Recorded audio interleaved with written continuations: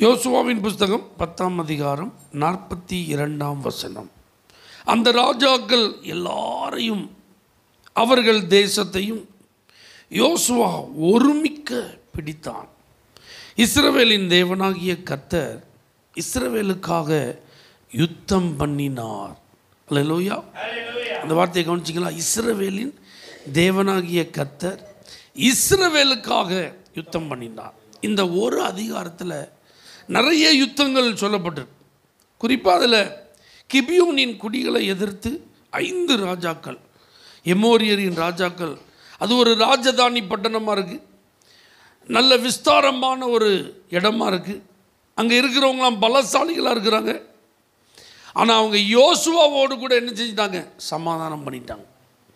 அதனால் அவங்கள அழிக்கணும் அப்படின்னு அந்த எருசலேமின் ராஜா மற்ற ஒரு 4 ராஜாக்களை கூட்டிக் கொண்டு யுத்தம் பண்ண வந்தபோது இந்த கிபியோனியர்கள் யோசுவாவினிடத்தில் வந்து உதவி கேட்குறாங்க. ஐயா, எங்களை நீங்கள் என்ன செய்யுங்க? காப்பாற்றுங்க. ஒரு பக்கம் இது கிபியோனியருக்கு உதவி செய்கிற ஒரு யுத்தத்தை போல இருந்தாலும், ஆனால் உண்மை என்ன தெரியுமா? இந்த எல்லைகள் இஸ்ரவேலுக்கு சுதந்திரம். ஆமென். ஆகவே அந்த யுத்தத்தை கர்த்தர் ஆரம்பித்து வைக்கிறதுக்கு இப்படி ஒரு சூழ்நிலையை உருவாக்குகிறார். இந்த யோசுவா போய் அதை பிடித்து கொள்வதற்கு, சுதந்திரித்து கொள்வதற்கு ஆண்டவர் பாருங்கள் இப்படி ஒரு சூழ்நிலை என்ன செய்கிறார்? ஏற்படுத்தி தருகிறார். கிபியோனியர்களுக்கு உதவி செய்கிறது போல இருந்தாலும் அவர்களுடைய பட்டணத்தை தான் அவர்களுக்கு கொடுப்பானே தவிர, கிபியோனியர் குடியிருக்கிற இடத்துல தான் அவங்க என்ன செய்வாங்க? இருப்பாங்களே தவிர மற்ற ராஜாக்களுடைய சுதந்திரங்கள் யாருக்கு போகாது? இந்த கிபியோனியருக்கு என்ன செய்யாது? போகாது. அதெல்லாம் யாருக்கு சொந்தமாக மாறப்போகுது? அதனால கர்த்தர் சொல்கிறாரு, ஜாஷுவா நீ பயப்படாத, எல்லாத்தையும் நான் உன் கையில் என்ன செஞ்சேன்? ஒப்பு கொடுத்தேன். பாருங்கள், அந்த யுத்தத்தில் மிகப்பெரிய வெற்றி கிடைக்கிறது. அதற்கப்புறமும் தொடர்ந்து அநேக ராஜாக்கள் அவன் என்ன செய்கிறான்? சங்கரிக்கிறான். அந்த பட்டணங்களெல்லாம் பிடித்து கொண்டான் அப்படின்னு வாசிச்சுட்டு வரும்போது தான் கர்த்தர் பாருங்கள் இஸ்ரவேலுக்காக என்ன செஞ்சாராம்? யுத்தம் பண்ணினார். இதில் 3 வார்த்தைகள் ரொம்ப அழகாக எழுதப்பட்டிருக்கு. ஆண்டவர் என்னெல்லாம் செஞ்சார் அப்படின்னு சொல்லி 10வது வசனத்தில் இருக்குது. கர்த்தரோ அவர்களை இஸ்ரவேலுக்கு முன்பாக கலங்க பண்ணினார் அப்படின்ட்டு. ஆமென். பொதுவாக யுத்தம் அப்படின்னு வந்தாலே கொஞ்சம் பயந்தான். அதுவும் எதிரிகளினுடைய எண்ணிக்கை அதிகமாக இருக்குது, அவர்களுடைய பலம் நம்மை காட்டிலும் பெரிது, அவர்களுடைய அந்த அணுகுமுறைகள் வித்தியாசமாக இருக்குது அப்படின்னு நினச்சாலே நமக்கு என்ன வந்துடும்? கலக்கம் வந்துடும். ஆனால் பைபிள் சொல்லுது, இஸ்ரவேலுக்காக யுத்தம் பண்ணின கர்த்தர் எதிரிகளை கலங்க பண்ணினார். அப்போ பாருங்கள், சும்மா கலங்க பண்ணலை, தம்முடைய ஜனங்களை கொண்டு போய் நிறுத்தி அவங்கள பார்க்கும்போது எதிரிகளுக்கு என்ன வருது? கலக்கம். நல்லா கவனிச்சுக்கோங்க, உங்கள் இருதயம் கலங்காது இருப்பதாக. அதான் ஆண்டுடைய ஆசீர்வாதமான வார்த்தை. நீங்கள் எந்த ப்ராப்ளத்தை ஃபேஸ் பண்ணாலும் உங்கள் இருதயம் என்ன செய்யக்கூடாது? கலங்கக்கூடாது. எந்த சத்துருவை நீங்கள் எதிர்கொள்ள வேண்டியது இருந்தாலும் உங்கள் இருதயம் என்ன செய்யக்கூடாது? கலங்கக்கூடாது. அதனால தான் தாவீது தைரியமாக சொல்கிறான், இவன் நிமித்தம் நீங்கள் யாரும் பயப்பட வேண்டிய அவசியம் இல்லை. ஒரு முழு சேனைக்கு ஒரு இளைஞன் கூறுகிற ஒரு ஆறுதலான வார்த்தை. இந்த ஒரு கோலியாத் நிமித்தம் நீங்கள் யாரும் என்ன செய்ய வேண்டாம்? கவலைப்பட வேண்டாம், பயப்பட வேண்டாம், கலங்க வேண்டாம். அதே போல தான் இங்கே ஒரு காரியம் நடக்குது. இதுதான் ரியல். இஸ்ரவேலுக்கு முன்பாக கர்த்தர் அவங்களெல்லாம் என்ன செய்கிறார்? கலங்க பண்ணினார். ஆமென். அப்போ நாம் சந்திக்கிற ஒவ்வொரு சூழ்நிலைகளிலேயும் நமக்காக கர்த்தர் யுத்தம் பண்ணும்போது கலக்கம் நமக்கு கிடையாது, ஆப்போனன்ட் பார்ட்டிகளுக்கு தான், நம்மை எதிர்த்து வருகிறவர்களுக்கு தான், நமக்கு விரோதமாக எழும்புறவங்களுக்கு தான், நமக்கு தீமை செய்ய நினைக்கிறவங்களுக்கு தான், நம்முடைய சுதந்திரத்தை பறிக்கணும்னு நினைக்கிறவங்களுக்கு தான், நம்முடைய வழியில் குறுக்கிடுறவங்களுக்கு தான் கலக்கமே தவிர நமக்கு என்ன கிடையாது? கலக்கம் கிடையாது. யோசுவாவின் நாட்களில் பாருங்கள், ஆயி பட்டணத்தில் ஒரு தோல்வி வந்துட்டு, அப்போ கர்த்தர் அதற்கு காரணம் பாவம்தான் அப்படின்னு சொன்னோன்னே அந்த பாவம் செஞ்ச நபர் யார் அப்படின்னு கண்டுபிடிச்சா ஆகான் அப்படிங்கிறவன் கண்டுபிடிக்கப்பட்டான். அவன் கண்டுபிடிக்கப்பட்டவன்னா ஜாஷுவா அவன்கிட்ட பேசுகிறான், நீ எங்களை கலங்க பண்ணினது என்ன? ஏன்னா நீ திகையாத, நீ கலங்காத, நீ பலம் கொண்டு திடம் மனதாரு, மோசையோடு கூட இருந்தது போல் நான் உன் கூட இருப்பேன்னு கர்த்தர் என்கிட்ட பேசியிருக்கிறாரு, வாக்குத்தத்தம் கொடுத்துருக்கிறாரு. நீ உயிரோடு இருக்கும் நாளெல்லாம் ஒருத்தரும் உனக்கு முன்பாக எதிர்த்து நிற்பதில்லை என்கிற வாக்குத்தத்தம் எனக்கு இருக்குது. ஆனால் இன்றைக்கி நீ என்னை என்ன செஞ்சிட்ட? கலங்க வச்சுட்டியே. நீ என்னை கலங்க பண்ணினது என்ன? எங்களை கலங்க பண்ணினது என்ன? அப்போ பாருங்கள், உங்களை கலங்க பண்ணுகிறது எதுவாக இருந்தாலும் யாராக இருந்தாலும் அவங்கள கர்த்தர் கலங்கம் பண்ணிடுவார். ஆகானையும் அவனுடைய மொத்த கூட்டத்தையும் கர்த்தர் காலி பண்ணிட்டார்.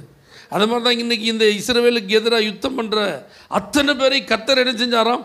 கலங்க பண்ணினார். அப்படின்னா என்ன அர்த்தம் தெரியுமா? இனிமேல் யுத்தம் பண்ண வந்தவங்களுக்கு என்ன செய்கிறதுனே தெரில, எப்படி யுத்தம் பண்ணி இவங்களை ஜெயிக்க போகிறோம் அப்படிங்கிற ஒரு பெரிய குழப்பம் அவங்களுக்கு என்ன செய்யுது வந்துட்டு. நம்ம என்னமோ ஏதோ நினச்சிட்டு வந்தோம், ஆனால் இப்போ இங்கே நடக்கிறதெல்லாம் வேறமா நடக்குது அப்படின்னு ஒன்று ஒரு கலக்கம். அப்போ பாருங்கள், இந்த கன்ஃபியூஷன் தேவ பிள்ளைகளுக்கு இருக்காது. இந்த இருதய கலக்கம் ஆண்டுடைய பிள்ளைகளாகி நமக்கு என்ன செய்யாது? எந்த காரியத்தை செஞ்சாலும் நல்ல தெளிவான மனநிலையோட, தைரியமான சிந்தையோட எதிர்த்து நின்று அதை சாதிக்கத்தக்க ஒரு கிருபையை கர்த்தர் உங்களுக்கு தருவார்.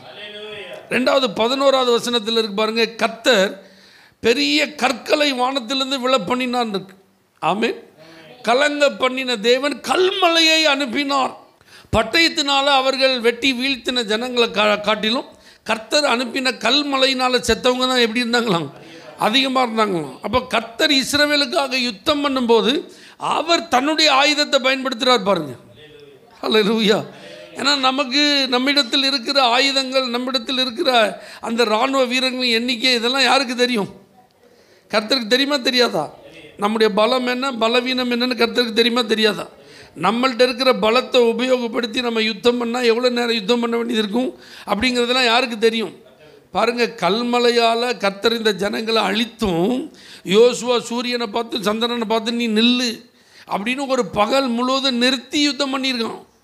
அப்போ அந்த ஜனங்களின் எண்ணிக்கை எவ்வளோ இருந்திருக்கு பாருங்கள், யோசிச்சு பாருங்கள். கர்த்தர் கொண்ட ஜனங்கள் தான் அதிகம், ஆனால் இவங்க பட்டயத்தை பயன்படுத்தி வீழ்த்தின ஜனங்கள் கம்மி.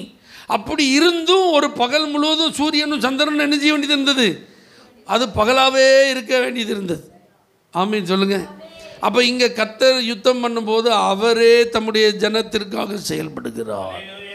அப்போ நீங்கள் யோசிக்க வேண்டாம், பயப்பட வேண்டாம். என்னுடைய பலம் இவ்வளோ தானே, என்னுடைய திறமை இவ்வளோ தானே, என்னுடைய அனுபவம் இவ்வளோ தானே, என்னால் இவ்வளோ தானே லிமிட்டு, இதுக்கு மேலே என்னால் ஒன்றும் செய்ய முடியாதுன்னு என்ன செய்ய வேண்டாம், நம்ம நினைக்க வேண்டாம். நம்முடைய லிமிட்லாம் என்னென்னு அவருக்கு தெரியும். அப்போ அவர் அதற்கு என்னென்ன விதத்தில் அதை சப்ஸ்டிடியூட் பண்ணணுமோ நமக்கு அதை பண்ணி தருவார். நம்மளை அது எப்படி அதை ஓவர்டேக் பண்ணுறதுக்கு, ஓவர் கம் பண்ணுறதுக்கு உதவி செய்யணுமோ அதெல்லாம் கர்த்தர் செய்வார். அப்போ அவர் கல்மலையை அனுப்பினார்ன்ருக்கு. அல்லேலூயா. இவங்க எதிர்பார்த்தாங்களா கர்த்தர் இப்போ கல்மலை அனுப்பி அவங்களெல்லாம் காலி பண்ணுவார்னு எதிர்பார்த்தாங்களா? நீங்கள் கொஞ்சம் யோசிச்சு பாருங்கள். கல்மலை வானத்திலேருந்து விழுந்தது, ஆனால் ஒரு இஸ்ரவேலன் மேலே விழலை. ஆமென். ஒரு இஸ்ரவேலனும் கல்மலையில் என்ன செய்யலை, சாகலை. அது கரெக்டாக யார் மேலே விழுந்திருக்கு? சத்துரு மேலே தான் என்ன செஞ்சுருக்கு, விழுந்திருக்கு. அப்போ கர்த்தர் செயல்படும் போது எப்படி செயல்படணுங்கிறத அவர் அறிந்திருக்கிறார். அதனால தான் இந்த யுத்தம் உங்களுடையது அல்ல, இந்த யுத்தம் கர்த்தருடையது. அப்போ எப்போ நம்ம சத்துருக்கு எதிர்த்துனாலும் நமக்காக ஒரு தேவன் யுத்தம் பண்ணுகிறார். அப்போ கலங்க பண்ணின தேவன் கல்மலை என்ன செஞ்சாராம், அனுப்பினார் அப்படின்னு இருக்கு. அடுத்தது ஒரு வசனம் ரொம்ப அழகாக இருக்கு பாருங்க, 30வது வசனம். கர்த்தர் அதையும் அதன் ராஜாவையும் இஸ்ரவேலின் கையில் ஒப்பு கொடுத்தார் அப்படின்னு இருக்கு. ஆமென். அல்லேலூயா. கலங்க பண்ணின தேவன், கல்மலையை அனுப்பின தேவன் சத்துருக்கள்லாம் என்ன செஞ்சாராம், கையில் ஒப்பு கொடுத்தார். இப்போ செய்கிறதெல்லாம் ஆண்டவர் தான். இஸ்ரவேல் ஜனங்கள்கிட்ட ஜாஷுவாட்டெல்லாம் ஆண்டவர் ஏற்கனவே சொல்லிட்டார், நீங்கள் போங்க, அவர்களை உங்களுக்கு முன்பாக இருந்து நான் துரத்தி விடுவேன், குலவிகளெல்லாம் நான் என்ன செய்வேன், அனுப்புவேன் அப்படின்னார். அப்போ இவங்க போய் சும்மா வாழ என்ன செய்யணும், காட்டி மிரட்டணும், யுத்தம் பண்ணுறதுக்கு அவங்களுக்கு எதிர்த்து அணிவகுத்து நிற்கணும், அவங்கள துரத்துற மாதிரி பண்ணணும். ஆனால் வேலையெல்லாம் யார் செய்வா, கர்த்தர் செய்வார். ஆனால் கடைசியில் ரிசல்ட் பாருங்கள், உன் கையில் அவனை நான் ஒப்பு கொடுப்பேன். அவன் பிடரி யார்கிட்ட இருக்கும், உன் கையில் இருக்கும்பா. சத்துருக்களின் பிடரி உன் கையில் இருக்கும். அப்போ கர்த்தர் அவர்களை அவங்க கையில் என்ன செஞ்சாராம், நான் தான் உனக்காக யுத்தம் பண்ணேன், அதனால் உன் கையில் எதுக்கு நான் கொடுக்கணும், அந்த வெற்றியினுடைய அத்தனை மகிமையை நான் எடுத்துக்கிறேன் அப்படி ஆண்டவர் சொல்லலை. ஆமென் சொல்லுங்கள். அந்த யுத்தம் முடிஞ்சதுக்கப்புறம் வெற்றி, அதனுடைய மகிமை, அதனுடைய மேன்மை, அதனுடைய சந்தோஷம்லாம் யாருக்கு கர்த்தர் கொடுக்குறார், தம்முடைய ஜனத்துக்கு கொடுக்குறார். பாருங்கள், குறிப்பாக அந்த 5 ராஜாக்கள் அகப்பட்டார்கள் அப்படிங்கிற ஒரு செய்தி கேள்விப்பட்டான். கோகையில் அடித்து வச்சுட்டு அவன் சொல்கிறான், நீங்கள் இதில் காவலுக்கு சிலர் இருங்க, மீதி எல்லோரும் போய் என்ன செய்யுங்க, யுத்தம் பண்ணுங்கள். கடைசியில் அவங்க யுத்தம் பண்ணி ஜெயிச்சுட்டு வந்ததுக்கப்புறம் 5 ராஜாக்களையும் அவன் வெளியே கொண்டு வர சொல்லி மூப்பர்கள் எல்லாம் அவன் காலை அவன் கழுத்து மேலே என்ன செய் வை. இதே போல தான் கர்த்தர் சத்துருக்களெல்லாம் உங்கள் கையில் என்ன செய்வார்? ஒப்பு கொடுப்பார். அல்லேலூயா. அப்போ எது நம்முடைய கைக்கு மிஞ்சினதாக இருக்குது அப்படின்னு நம்ம நினைக்கிறோமோ அதெல்லாம் கர்த்தர் நம்முடைய கைக்கு கீழே கொண்டு வந்துடுவார். நம்முடைய காலுக்கு கீழே கர்த்தர் கொண்டு வந்துடுவார். நம்முடைய ஆதிக்கத்துக்கு கீழே கர்த்தர் கொண்டு வந்துடுவார். நம்முடைய அதிகாரத்துக்கு கீழே கர்த்தர் கொண்டு வந்துடுவார். எதுவும் நம்மை மேற்கொள்ள ஆண்டவர் விடவே மாட்டான். நமக்கு மிஞ்சி இருக்க கர்த்தர் விடவே மாட்டான். அது நமக்கு மிஞ்சி இருக்கிற மாதிரி காட்டியிருக்கலாம். ஆனால் கர்த்தர் அதை அடக்கி ஒடுக்கி கடைசியில் நம்ம கையில் வந்து கொடுத்து இந்த வச்சுக்கோ, இனிமே நீ உனக்கு இஷ்டப்பட்டது நீ என்ன செய் அப்படின்றார். ஆமென். அப்போ பாருங்கள், இப்படி தான் இஸ்ரவேலருக்காக கர்த்தர் யுத்தம் பண்ணி அவங்களுடைய காரியங்களெல்லாம் வெற்றிகரமாய் முடிய பண்ணினார். அதுபோல் உங்களுக்கும் ஆண்டவர் சில வாக்குத்தத்தங்களை கொடுத்துருக்கிறார், சில உரிமைகளை கொடுத்துருக்கிறார், சில சுதந்திரங்களை கொடுத்துருக்கிறார். அதெல்லாம் நீங்கள் பெற்றுக்கொள்ள, அதெல்லாம் நீங்கள் அனுபவிக்கணும். அப்படின்னா கர்த்தர் அதற்கு எதிராக இருக்கிற அத்தனை கலங்க பண்ணி கல்மலை அனுப்பினது போல் அவரே உங்களுக்காக சில காரியங்களை செய்து அவரே அனைத்தையும் உங்கள் கைக்கு கீழே கொண்டு வந்து நீ சுதந்திரித்துக்கொள் அப்படின்னு சொல்லி உங்களை பார்த்து ஆசீர்வதிப்பார். எதிர்பார்ப்போம். நம்முடைய வாழ்விலும் கர்த்தர் இப்படி செயல்பட்டு நமக்கும் ஜெயத்தை தருவார்.